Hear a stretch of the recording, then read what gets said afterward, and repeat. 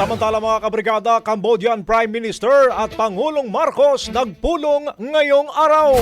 Mula dyan sa Malacanang, Brigada Maricar Sargan, ibrigada mo! Brigada Live Report.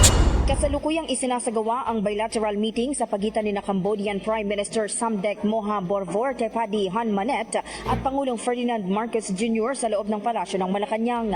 Kaninang pasado alas 11 nang dumating ito sa palasyo kung saan sinalubong siya at binigyan ng arrival honor ni Pangulong Marcos at First Lady Liza Araneta Marcos.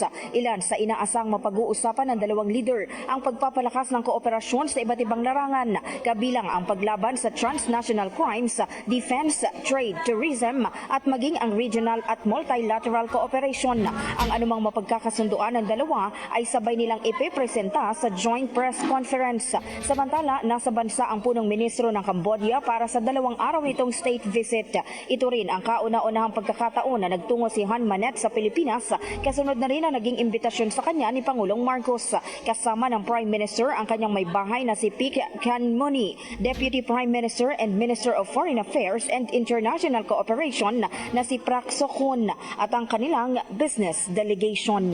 In the heart of changing lives, ito si Brigada Maricar Sargan ng 105.1 Brigada News FM Manila, The Music and News Authority. Bagong Brigada Balita Nationwide. Ang bahaging ito ay hatid sa atin ng Yummy ES2 Oral Drops. Simulang tuparin ang pangarap ng iyong anak. And stunting now,